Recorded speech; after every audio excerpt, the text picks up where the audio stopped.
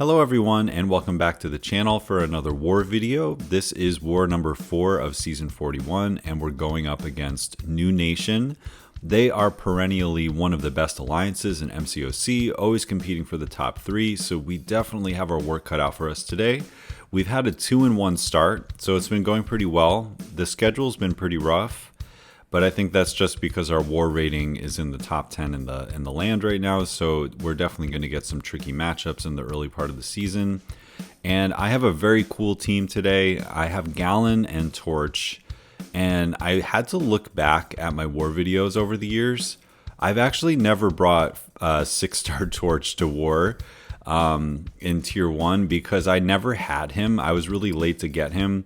And this was sort of in like the pre-bans era, and then by the time I got him, it was like he was permanently banned, and then by the time they instituted the whitelist and blacklist system, I was out of tier 1. So I've actually never been assigned Torch in tier 1 war until today, which is kind of hilarious. We're going up against an absorbing man later. So anyway, 4 fights today, path fights. Definitely some tricky defenders, but nothing that this team can't handle. So going up against his Crossbones, Apoc is here. They put a Weapon X after him, assuming that we would need to send a Nimrod, but we decided to go double Apoc here. Apoc just completely shuts this node off because the only time bad things happen is if he purifies, and we have the ability accuracy against purify.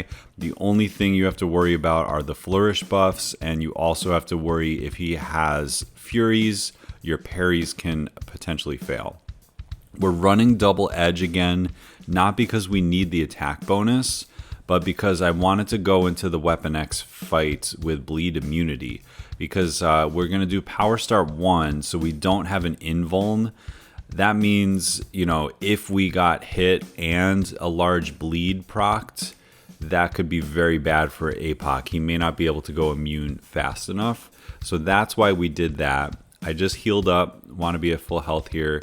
And this fight, because Despair Mastery doesn't blunt his healing at all, the only thing that can reduce his healing is poison, and our single poison off of the special 1 isn't really going to be enough to deal with that. We're just going for the full nuke strategy here, like power start 1, power back boosts, and the only thing that can backfire is like not knowing how to fight this guy. So I parry heavy to start. It doesn't really matter how you start. There's essentially no nodes that we need to worry about here.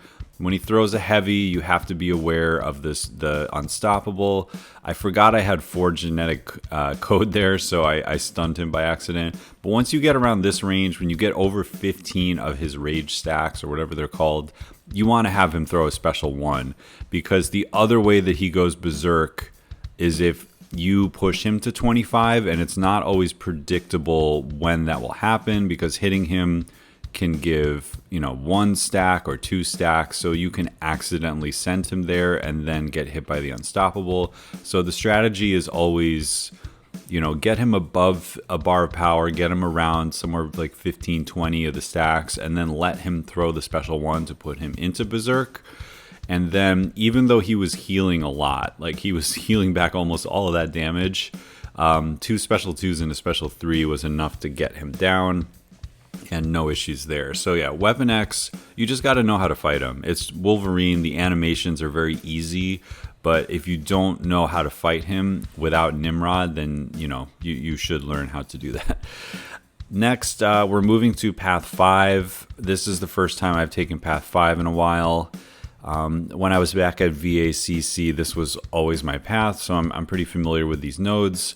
And yeah, I don't think I've ever brought Galan to war because he's pretty new. He's rank 3, and you know, you got to respect the placement here of doing Galan into a really dangerous mystic, or excuse me, doing Peni into a dangerous mystic. So like, it's a really good path split, because obviously Hulkling and Galan would be great against this Peni, but then you need somebody against Absorbing Man. So I'm just checking my masteries. I got to make sure that recoil is off, especially for that Torch. We don't want to put double edge on ourselves. That would be very, very bad.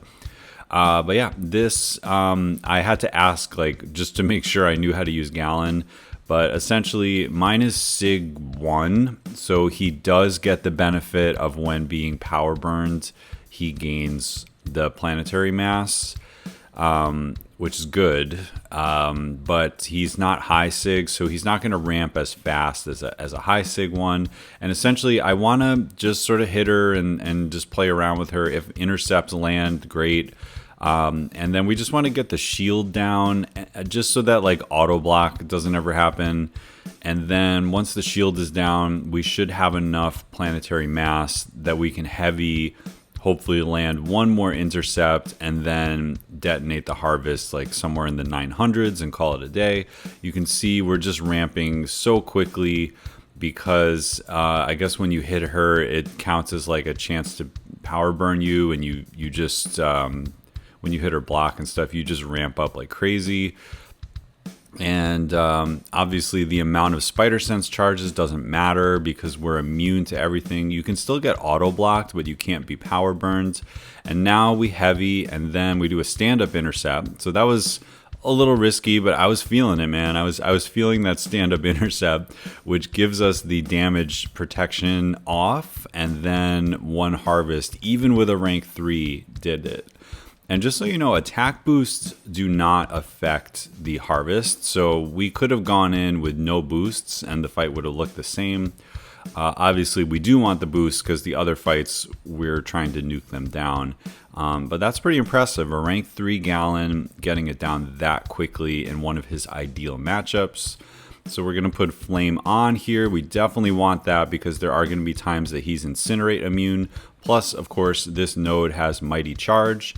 And I do want to just make a quick note. In the last patch, any node that has protection, including ebb and flow, has been fixed so that it matches the description. Previously, special 3s and damage over time were bypassing the protection, which means that Torch on this node was extra OP.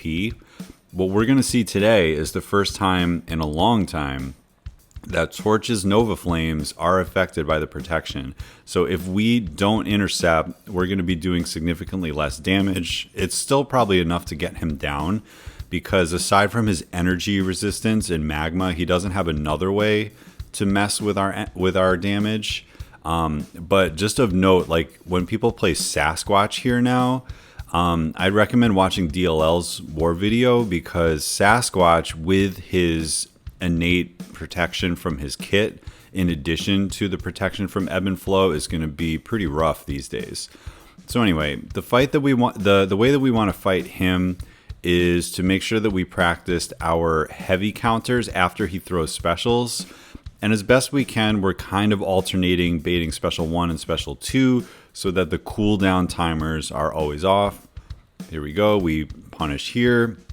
So now his Uru form is on cooldown. Now we'll bait a special 2 again, and that's on cooldown because we're nailing it. I'm not going to throw specials.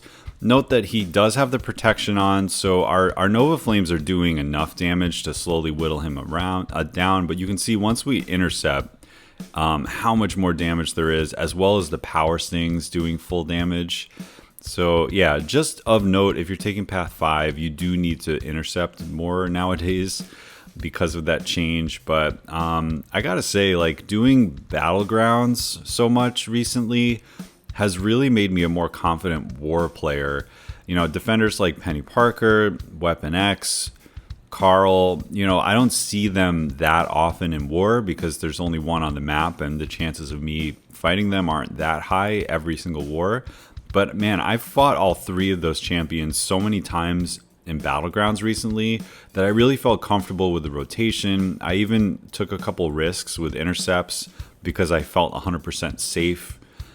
So yeah, I just want to shout out how good Battlegrounds is as like training grounds for difficult war fights, because, you know, first time using Torch, ebb and flow node has been patched to actually work. Carl is a new defender, and I still went into that fight totally confident because I fought so many Carls in Battlegrounds, especially this season, that yeah, it's just a nice shout out there that the mode is really helping. So I'm about 90% sure we're losing this war. I am recording it while the war is still going on, but they had a very tricky defense. They really did, and we were a little short-handed today due to some natural disasters in Montreal.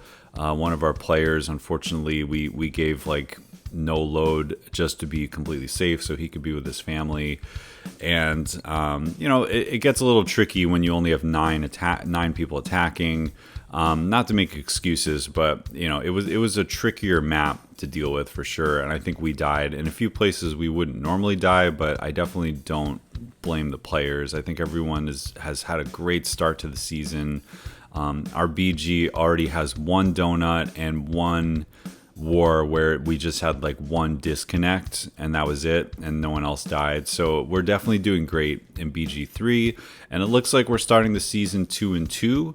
And considering that we've already faced Salty, NewN, and TCN, I mean, a 2-2 record there is pretty solid. And yeah, we'll keep looking forward to the rest of the season. It's been very fun and good so far. Thanks for checking out my video, and I'll catch you in the next one.